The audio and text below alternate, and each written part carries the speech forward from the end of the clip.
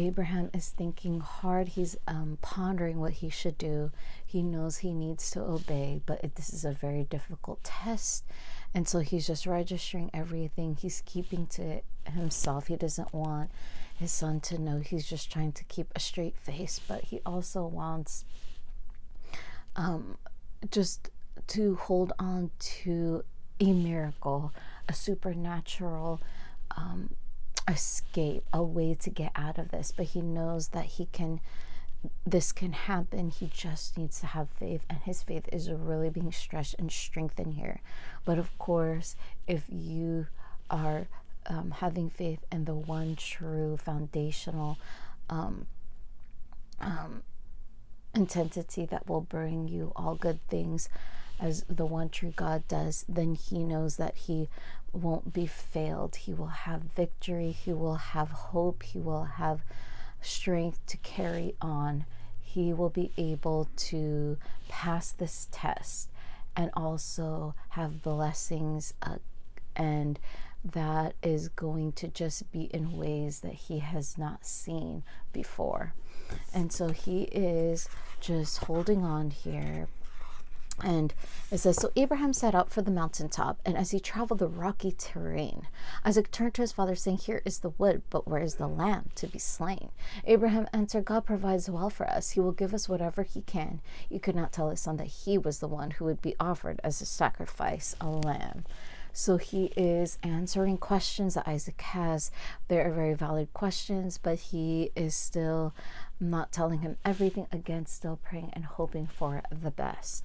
And as they are at the mountaintop, this is what is happening. He knows he has to obey, and he's trying to see what he should do.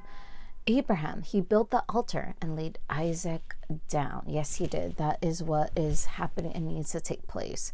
And as he drew out his knife, the Lord cried out, Abraham, listen to me. Do not hurt the boy. Spare his life.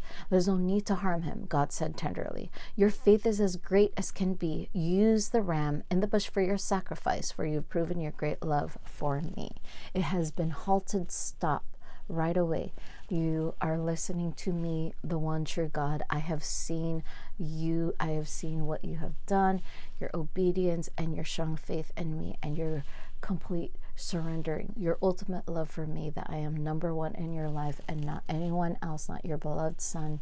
No. And you have proven that. Stop. You will spare his life. You will be able to have great things in life. You will still have your son be alive. And of course, that was the promise, right, that God has promised him initially. And he was able to have Isaac, and Isaac would be that it would be through Isaac that these further descendants can take place. And so he's understanding, okay, so God can do all things. He really can, right? And that's how Isaac even existed here, because God can do all things. So he is seeing outside of this limit that he has put God, limitations that God, he has put God in, and he's just thinking again. He's just so joyful, even more to please God and to have his blessings and to choose obedience and to see the fruit of it, and to strengthen his faith, to strengthen his relationship with God. The parents note from the editor. Let's read together.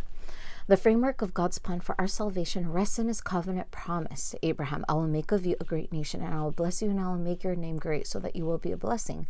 I'll bless those who bless you, and him who dishonors you I will curse. And in all the families of the earth shall be blessed. Genesis 12, 2-3.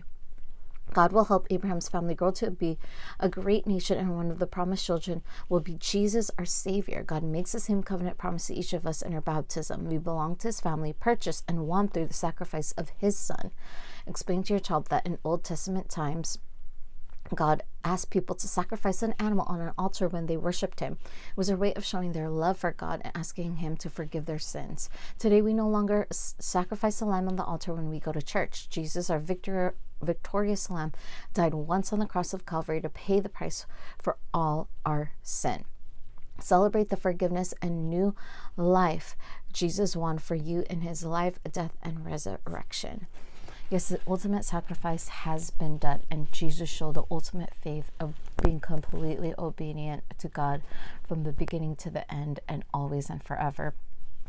He is God. And so when we have this foundation in our lives that we can build our faith on, that we can live by and live out on, we're able to see that it is the only place that we need to be for us to grow, to thrive, and to see God more and more. And it must be needed that we go through this refining, these tests, and these just act of trust and faith in God alone, no matter how it looks. And so I'm so glad that we were able to be reminded here of how God can do all things.